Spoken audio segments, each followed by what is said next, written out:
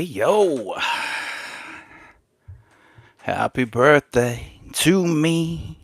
Happy birthday to the podcast. Happy birthday to the podcast. Glad to have everybody here today. Hello, everybody, and welcome back. This is the Overpower Mountain podcast, and I am your host, Marcel, greatest Overpower player of all time. Thanks for joining me on this monumentous occasion. The podcast has officially turned 1 years old. Whatever, those blow horn things. Um, I appreciate it. Thank you very much, everybody, diving on in here. I guess, they call baby goats kids. I guess I'm no longer a kid. Uh, I'm I'm an I'm an adult goat now. I'm an adult goat. So glad to have everybody here. Honestly, it's been an interesting journey. From my initial audio only format to the live streams and shorts. Thank you everybody for all the wishes. Howard, Lawrence, Ricky, Dragon Mana, Zach, Josh. Appreciate it all. Appreciate it all. Um, Honestly, from the streams to the live shorts, thanks for taking this ride with me. It's really been a great journey, I have to admit. I truly appreciate every comment, message, subscribe, and like. It all means a lot to me. This community is honestly second to none, and I think most people here can probably figure that out in that thought. So, however, as everybody starts to roll in, I just do a little gab at the beginning. But I think y'all know how we start this show, my friends. And how do we start this show? That's right. With the news. Overpower. Overpower. Overpower news. This news segment is actually brought to you by Opedia. There is no way better to look up OP cards. First off, in the news, congratulations to Thomas Keene. That's right, not Thomas Klein, Thomas Keene for winning the NAOL West Coast Melee. I believe it was actually just last show that I predicted Thomas was going to get his first big win pretty soon. And looks like another prediction has come through, my friends. Well, that was quick, I didn't expect it to come literally in the next tournament that you performed in, but fantastic. As you can see, Thomas is taking every advantage of every podcast, every angle, and probably playing more overpower than a lot of people right now. So, welcome to the Signet Ring Club, Mr. Thomas Keene. And, I would also like to do a quick shout out in this moment to Letitia Simmons, for coming second. Do we have another woman in overpower rising through the ranks here? I think this is someone you might have to look for, when they sit across from you and maybe not just, consider yourself having a win there. You might want to think that through when you sit across from Letitia now. So congratulations to both of you, first and second placed in the West Coast Melee. Heard it was a great tournament, and well done in terms from Doug Taylor. Great job running that for the NAOL. Next event on the horizon is Valhalla. Valhalla. We are talking NAOL Legacy Tournament, Saturday, October 18th, 2025, Orlando, Florida. Home of Universal Studios, home of Disney World. Yeah, you contact Larry Van Etten if you're looking forward to some more information in terms of that tournament. I will say on a quick side note, apparently the original game designer, Theo Stern, will be present. And I believe he's bringing some original playtest cards. So with that being said, though, I know what everybody's looking forward to. And that is on the horizon is the modern Canadian Regional. Concord, Ontario, 401 games, Saturday, October 25th, 2025, $20,000 USD in cash prizes. Contact 401 Games or LRG for more information in regards to that regional coming up. I see the slots filling up pretty quickly. I think it's actually going to be pretty big tournament. It'll be a nice chance for you to get a chance at that big modern money tournament. So make your way to Toronto. If you really do have any issues in Toronto for any reason, feel free to reach out to me. This is my hometown, and I will hopefully be able to guide you through, a way to navigate the city. Although this is north of Toronto, but I'll get you through everything for sure. Hello, Anthony Alzone. And yeah, you should be excited to meet Theo Stern. It'd be some really fun times where you can just ask some original opening questions to people. Finally, in the news section, though, LRG will be conducting a panel at NYC on actually how they have resurrected the game of Overpower. This is on Friday, October 10th, so it's literally this weekend. 2025, Hall 1E. All the attendees get a skybound enamel Overpower pin. Looks all right. It's definitely what we'll call the pin era right now in Overpower. So, I'm pretty sure somebody soon is just going to have a sick jean jacket with like 50 pins on it pretty soon. I can only imagine. That might be me. That might be me. There will be a special guest with them, Adam Kubert of actual Wolverine drawing artistic fame, and he will actually be present there as well during this, I guess, Overpower talk that they're going to give, TED Talk style. But of course, that's the news. Overpower, overpower, overpower news. So as you can see, a lot of tournament action starting to roll around. You can also start to see a little bit of action starting to head towards that skybound. I can only imagine they may even do some like announcements, some visuals at the con this weekend as well, which I can only imagine will get people amped up. Well, ooh, I like to hear that. Sad to hear that tickets sold out for the NYCC Comic Con. Yeah, that's a shame. Hopefully, the room is filled with a bunch of people who are looking forward. Did Adam Kubert do any of the art for any Legacy? I don't believe he did, Howard. Sorry, Howard just asked, did Adam Kubert do any of the art for the Legacy cards? I don't believe he actually did. I believe he's strictly comic book based. I may or may not have got to see some of his art in the upcoming sets. Neither confirmed nor denied. But if I did see the art that he did for, say, Invincible, it would look fantastic. Or The Walking Dead. Fantastic. You should be very excited right now. No spoilers there because it may or may not have even happened. You don't come here for the news, my friends. You don't come here for the news. You come here for the knowledge.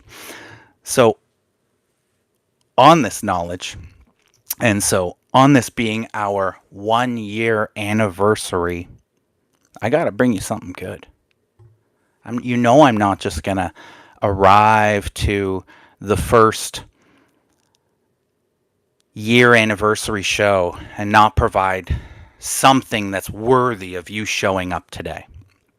So I think what I'm going to do here is we're going to give you 3, and these are real monstrous, okay, as a gift to you for attending my birthday, for attending my 1 year birthday. I am going to give to you a gift. I will give you 3 things tonight to make you become a great Overpower player. An absolutely wonderful Overpower player. This is what I'll say. This is what I'll say. You will become not only better by listening to this podcast, but you will actually, potentially become a great player after these three tips that I'm going to give you today. These three tips that I'm going to give you today, okay? You will become a great player. And I'll even say I've never actually said these tips on this podcast before. I've never said them before for people, so it's not like this is old episodes I'm just regurgitating to you. I'm going to give you three huge tips that I think will actually change your game immediately and in this season. However, before we get to those, what? You didn't bring the OP goat a gift on his first birthday? You didn't bring me anything? I mean, that's fine. That's fine. Well, then, like, if you don't mind just maybe liking, subscribing, or commenting on this video, I mean, you watch it every week anyways. I would truly, truly appreciate that as the gift of you this evening. So take a moment, subscribe, because you've been watching all these videos anyways. You want to know when the next one comes out. Like this video, and of course, after the video's done, throw up another comment of happy birthday or what you enjoyed out of this video, or if these three monstrous facts I'm about to give you and gameplay styles actually are going to change your game. Subscribe already. Thanks again to this awesome community for all the support, though, every single time. So let's do it. First of the three big OP tips is for deck building. So I wanted to start with a simple, yet often not thought of way of deck building. Try to make every card in your deck a 1 per deck. So you just never dupe. Now, what did you just say? What did you just say? Make every card in my deck a 1 per deck? Like that, is that even possible? So I don't even know if that's actually technically possible, but it's a mentality I'm trying to give to you initially right away. So you want more than one copy. Oh, of course, I did use the word try here now, of course. So you want more than one copy of something. Here's the questions you truly need to ask yourself if you're going to add more than one copy of a card in your deck. How many characters can even use that card? Well, I place this card, or do I keep it in hand in most cases? Because if you're going to be placing it, you're going to be eventually running into it, as sometimes rounds after rounds can just be volleying right before even the venture phase. If I draw a duplicate of this card that I'm about to put a second copy in my deck, will I still be happy even having the original card knowing that I duped it? Or will it just give you information to your opponent that is now useless? Jane Porter, avoid 1 attack, discard 1 card from hand. Imagine duping that. The information you just give away right away. Random example, but you get where I'm starting to try to come with this. It's one of the simplest ways to competitify a deck. Now, it's definitely one of the many ways to competitify a deck, but to have that mentality as you roll through your deck and to think through as you're running through right before a tournament, should I keep this in? I have 2 copies of this. I have 3 copies of this. Ask those questions to yourself. Go down to 2 copies of all 3 ofs in your deck. Does it play the same? Does it play worse? Am I missing something? Am I not placing something in the right time? Take notes during side games. Now, I'm not talking about during the tournament. I'm talking about when you're practicing for these tournaments ahead of time. You'll go to a play session, you'll play 8 to 10 games with random people, and you'll be like, oh, the deck was, 4 and 4, or the deck was 5 and 3, the deck was 6 and 2.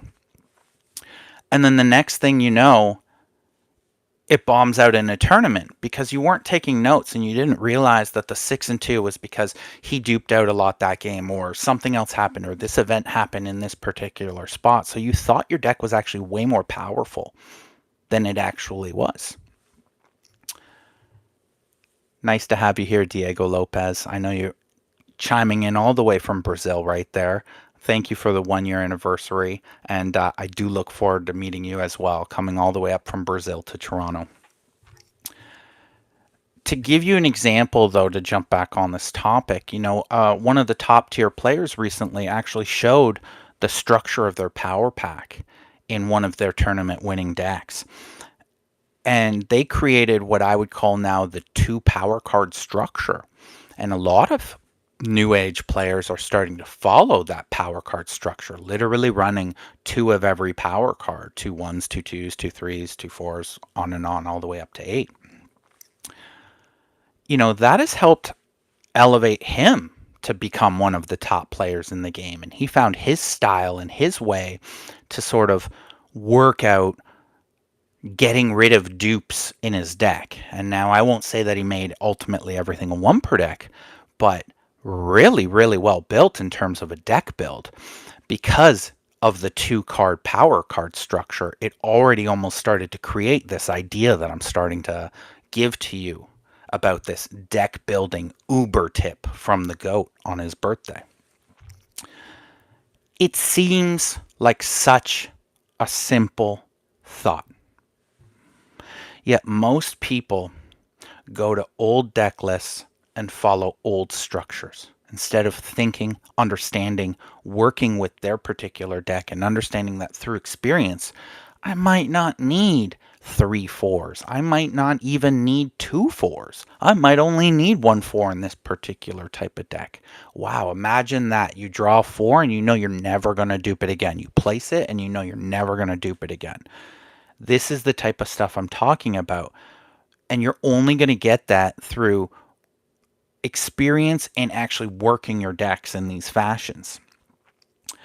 So instead of just copying old visuals, old deck lists, old structures, power card structures from, the booster, the starter decks, you basically should start to function and look at, can I make everything in my deck a 1 per deck? Like, you will never dupe again if you could somehow create 51 unique cards in your deck. Every hand you're gonna be, I no dupe, no dupe, no dupe, no dupe. And I can express that would actually do a lot for your game as you continue on. So work with all those things I just mentioned. Think about all those questions I just said. If you're going to add a second card, a second edition of a single card in your deck, why are you doing it? Always thinking, what can I do to further, this power card structure or this special card structure in my deck, as I move forward? What's working for me? What in my experience do I find I like to place on my characters? Okay, well, I should play less of those on my deck because they're going to sit there for rounds. I don't even think it is possible to honestly have 51 1 per decks in your deck. But of course, you won't dupe if you can get to somewhere near that structure. Extreme, I know, but I think a lot of light bulbs may have started to just go off in people's minds as I start to talk about this idea.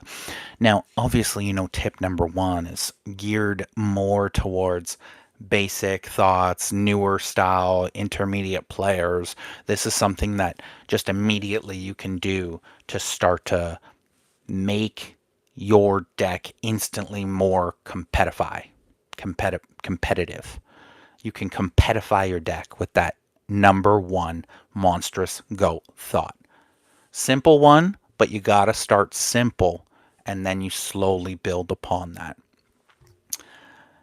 With number 2. Number 2 tips to become a great overpower player. Never said on this podcast before. Here today for your listening pleasure. I want to start to get a little bit deeper. I want to start to get a little bit deeper in the strategy now. This is where you came for. This is what you came for. You came for number 2, you came for number 3, and you came for my birthday, and I appreciate that. I've said this lightly before, but I can't express it as I'm watching more games and more games. Playing your opponent's cards, not just your own cards. So you all are now counting cards like pros. You've watched my old episode. You've understood why people are counting cards and what the reasoning to counting cards is for. I have 8 cards, you have 8 cards, we're even. We're going to battle this round, depending what I see you place. So y'all understand how to count cards, at least the basic function. How many cards do you have? How many cards do I have? Are we even? It's time to take that to the next step. Now, I'm going to help a lot of people with their game right now. Now, everyone understands what it means to have equal cards, as we just discussed, or even having 1 or 2 cards more than your opponent. It generally means you have an advantage in that hand. Thank you, everybody, for the congratulations still coming in. So, you have 1 or 2 cards over your opponent. You've done the counting. I generally have advantage. I'm going to venture 2. I'm going to venture more. We're going to see how it all goes.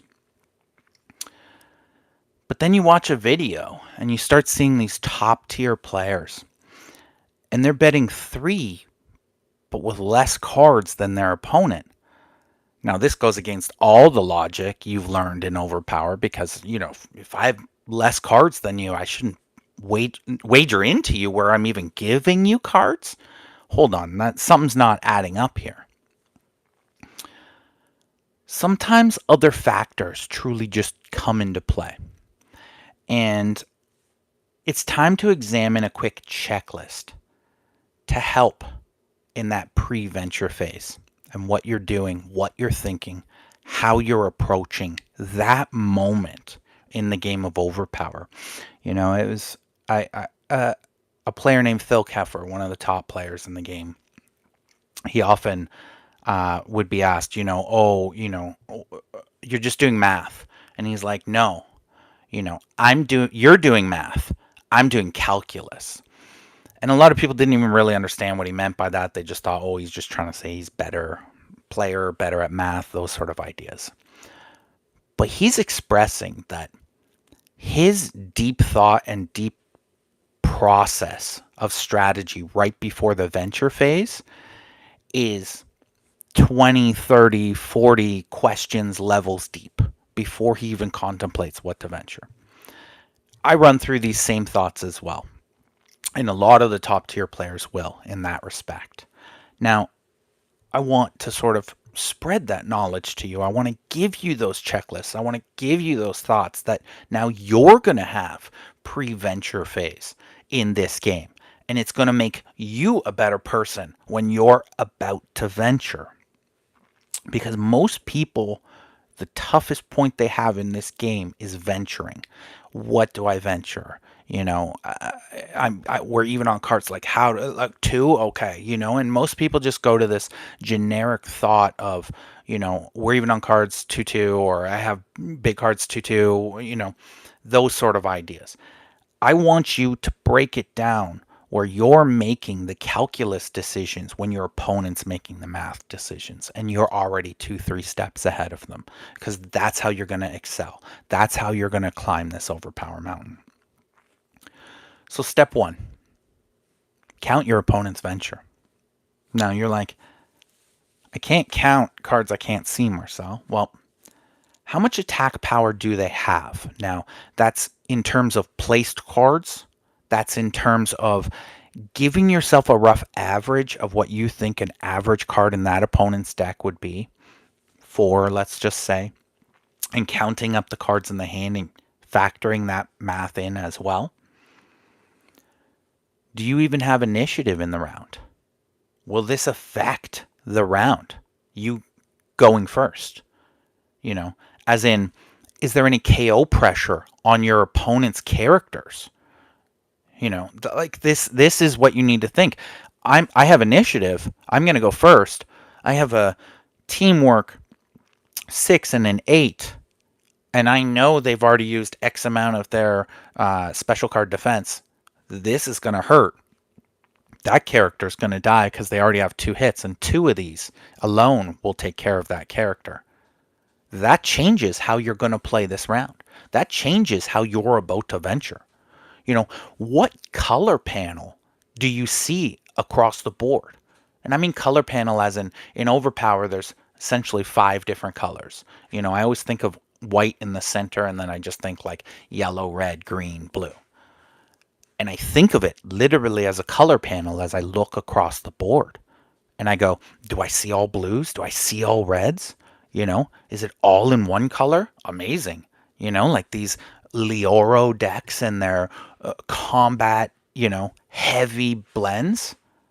Like, is it 2 colors that you're still looking great? Then you can pick and choose a few things that you might just have to actually block. But past that, you're cruising. If you visually see this, you can actually change and alter how you're about to venture and play this round. Where's your KO pressure at? Can you take a hit or 2 and still apply some big damage that you're hiding in your hand or through some big special? All of these factors are a glimpse, just a mere glimpse at the calculus I'm referencing pre-venture phase for everybody. These are all things I'm doing before I even push venture out. I'm telling you right now, if you play me, we're sitting across from each other. I've already counted every number on your side of the board. I know exactly how much number total venture you have showing. I've anticipated the specials that your characters have and kind of anticipating X amount of, venture from your hand as well. This is the levels I'm going to. Are these the levels you're going to? Or are you going, we both have 8 cards, I'll just venture 2 because I feel good about this hand.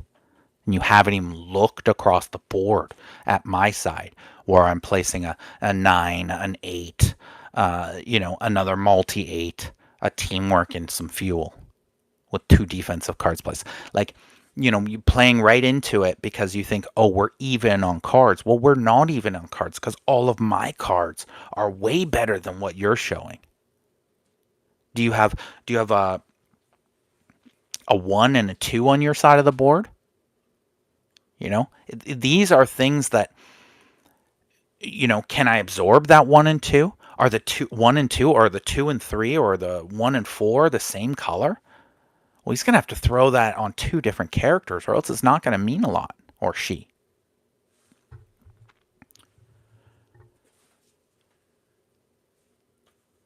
Sorry, just trying to find my place here. Apologies in my notes here. But those are the factors I really sort of want you to understand that like top tier players are running through all of those factors pre-venture. That's literally happening. This is all something, a glimpse of what happens before the venture phase. The pre-thought. So don't just count cards for venture thoughts.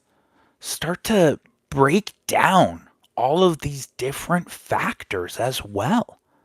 It's what's going to honestly raise your game from 3 and 3 or 4 and 3 records to 5 and 2, making it into the playoffs and starting to gain that experience against some more veteran style players.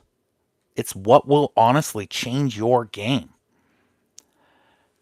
With that being said, ERB, World Legends, has entered a light new nuance in this whole idea that I've just pressed in front of you. This fact will make you a better player, but this fact will make you one of the greats, but ERB World Legends has entered a new phase in Overpower where there are actually reasons you would potentially lose venture on purpose. And those reasons, of course, fall into the Sun Wukong way of thinking. And, cards that you gain an advantage when you have more in your defeated mission pile. It's an interesting thought as you have to start to think about what you're going to venture, where you're going to venture it from. And we're going to start to break into that right now. And I know a lot of you out there right now are like, Marcel, I appreciate this. Congratulations on the 1 year anniversary, but those two facts didn't really help me. I already know not to put that many dupes in my deck, and I already know to sort of look at all this idea because I've experienced the game, I've experienced tournaments. And I know a lot of you right now, at least a lot of the tournament players and experienced players are like, but Marcel, like I'm a pro already. Like I'm a pro overpower player. Like give me something. Give me something to take me to the next level in overpower. Like give me that one tidbit, that one fact. Like if you could tell me one thing in overpower that would like instantly make me a better player. What would it be? What's that big fact, Marcel? Friends, you came to my birthday, so I'm going to give it to you. And I'm going to give it to you right now. This is my third and biggest gift to you as an overpower player. I've never mentioned this once, and I assume there are some top tier players who are actually going to be upset that I'm giving you this secret right now. The secret I'm about to give you right now, you're going to be like, why didn't I ever think about this? The secret I'm about to give to you right now is borderline on the same level as the caramel secret. How did they get the caramel in that chocolate bar? Nobody knows. Unless somebody tells you. And I'm going to tell you right now, one of the biggest secrets in overpower to make you a great player. Huh. And what are we going to talk about? So you want something spicy. You want something spicy. You want Hot One's final dab level spicy. You want Hot One's dab, like the last one, the last hot sauce where they start crying and freaking out. That's the level of spicy you want right now. That's the level of spicy. That's the secret you want right now. Okay. Some top players are about to truly elevate their game on this knowledge. Like I'm talking, you're coming from here, and now you're going to be way up here. Just with this one tidbit of information.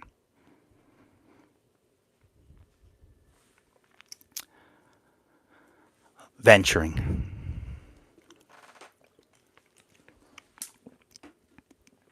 Whew.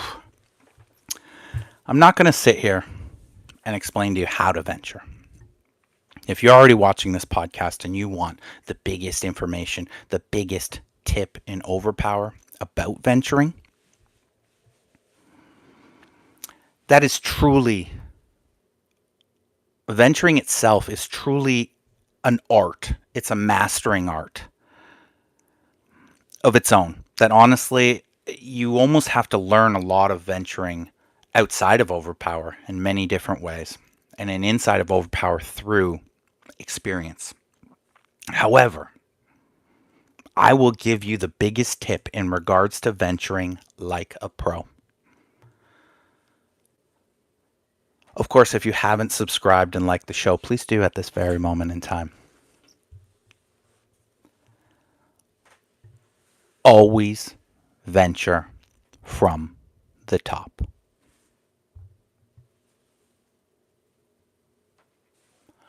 Always venture from the top.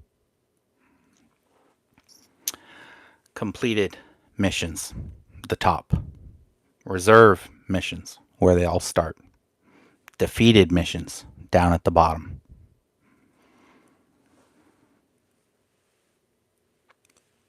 It costs so much to get a card out from the defeated pile Don't put more in there that you don't have to. Don't put more in there than you don't have to. To get a cord out of the defeated mission pile, the bottom one, costs you two. Costs you 2 missions just to get it out of there and back up to the top. Costs you 2. So what do I mean? I don't want anybody to be lost in this big tip. I want everybody to get this big tip. When you venture from the top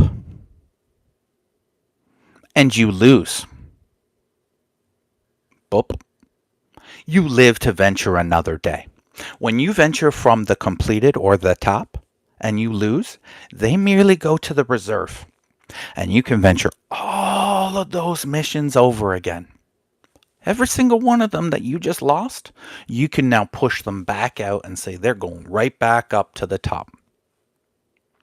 So many times do I see in games that I'm observing where players accidentally overventure because they didn't factor in all those factors that I just mentioned in tip number 2 and run into trouble. They lose, and then next thing you know, in your next hand, you just get this huge monster hand. All your OPDs, your event, everything. And you're just like, oh, why did I just venture all that? Because now it's in the defeat. I can only venture 2 now. I can only venture 1. Why did I do that? Don't limit your next venture. Don't limit your next hand's potential. So always, it's simple. Always venture from the top. Now, I feel that people may need a deeper example of what I'm referencing. Your venture, 3 in the top, 2 in the middle, that's 5, 2 in the defeated, 3, 2, 2. You feel you have a great hand. Where would you venture 2 from? Where would you venture 2 from? That's right, it's from the top. Because if you think you have a great hand, and guess what? You go, I venture these 2 from the reserve over, and you accidentally lose, those now go to the bottom and you're at 3, 0, 4. 3, 2, 2, same hand. I go, I really got this hand. I got this. And I venture 2 from the top, and I lose those. They go to the reserve. And next round, I still can venture 5. Do you see how that just changed? Do you see how in the first scenario, you just got that monster hand after accidentally not thinking about the round before and losing, but you can only venture 3 now from the top because you got 4 in the defeated. But in the second scenario, you got that monster hand and you're now pushing 5 back at your opponent. Because oftentimes when you misplay a hand, you miscalculate something, you don't lose by a lot. You don't, might even have a few place cards. You might even be pushing advantage into the next round in a lost battle. So why limit your next venture? What's rule number 3? What's rule number 3? Always venture from the top. Always. Always. There's no other equation. I've just made you a way better overpower player if you use that knowledge. Take some time now. Go back and watch those old regional games. Go back and watch, those NAOL games that are on the Overpower Mountain podcast from the Peace Bridge. Watch people's venturing. Watch how they do it. Watch how people actually have to win games twice because of how they're venturing and putting things into that defeated mission and then realizing, oh my God, I got to venture two at the top just to get this thing out of there. Always venture from the top. 'Tis my gift to you. It's taken a year. I appreciate you joining me here for that tidbit of information. I purposely have held it off for this amazing culmination of a show. So always venture from the top. Whew! Woo! What a birthday episode so far! What a birthday episode so far! Wow! The OP Mountain turned 1 years old. You know, I want to say thank you to a lot of people. And if you're not in this, thank you. Please understand if you've helped me in any which way, shape, or form, whether it just be through chats, positive messages, anything. Thank you for being a part of this journey with me. But on a couple bigger notes, I want to thank LRG for resurrecting this game, as they're going to discuss this weekend. Without this game's resurrection and this moment in my life, I have to say I'd be doing some other hobby. Probably still playing Overpower a little bit on the side, but I don't think I'd be here on the screen talking to you about new cards, new exciting things that are happening, and of course, the greatest strategy on the internet for Overpower. So thank you, LRG, for bringing it back and, giving me this third run at Overpower in a unique way. Thank you to the NAOL and all its organizers for keeping Overpower alive for so long itself and organized play. It's been phenomenal what they've done, and through all the organizers and how they, work so hard to make sure everybody has an environment where they can go to and play the old cards that we all remember and love from our childhood. Thank you to YouTube. Thank you to YouTube. You'll see a YouTube plaque here one day. I'm sure of it. Thank you for them for giving me, the forum to talk to all of you, the people at home as well. Thank you to OP Adventures. Without them, I don't think I ever would have had the moxie or even idea to start this. They are the OGs and the granddaddies of the Overpower podcast game, and thank you to them for, always being supportive of me and getting things going in that regard. Thank you to all the OP content creators out there. Every time I go onto the boards, I see more people talking about getting into the OP content game, and all I can say is make it, put it out there, let people watch it. I can tell you right now, people love Overpower content, borderline starved for it to a certain degree. Don't try to put anything out better than me, because you're gonna run into a brick wall right there. But honestly, thank you to all the OP content creators, because through what I see you all doing, I get inspired and I keep working hard to maintain and stay on top. Mostly, though, thank you, the people viewing this video or podcast right now.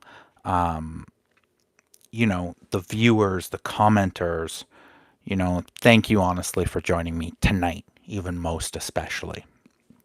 I remember when you went to a birthday party as a kid, when you were younger, and you got these things called loot bags. I don't know if anybody was ever of that time frame, but you'd leave and they'd give you a little sack of candy, maybe a few toys, and you'd walk off with it. I wanted to do that for everybody watching. I wanted to do a loot bag, and I was trying to figure out a way how to do that for everybody that's watching this evening. Originally, I thought about a giveaway, which I do many on the channel. And then I thought, however, with a giveaway, only one person's truly going to win a giveaway. Only one person. If I do a giveaway, for whatever reason, I'm going to send it to one person. So wait a minute. If that's being said, then I got to make sure everybody watching gets something. How do I do that? What am I thinking right now? Well, I think I'd really like to give you all what you truly want. I think I want to give you all what you truly want. More amazing overpower content. So my loot bag to you, my gift to you for coming to my party and leaving is immediately following this podcast. Round 1 of the 2025 Columbus NAOL OP Cup will go live. Immediately. Once I click have a great night, boom, you can watch round 1 immediately of the OP Cup Columbus Legacy NAOL tournament. Round 1.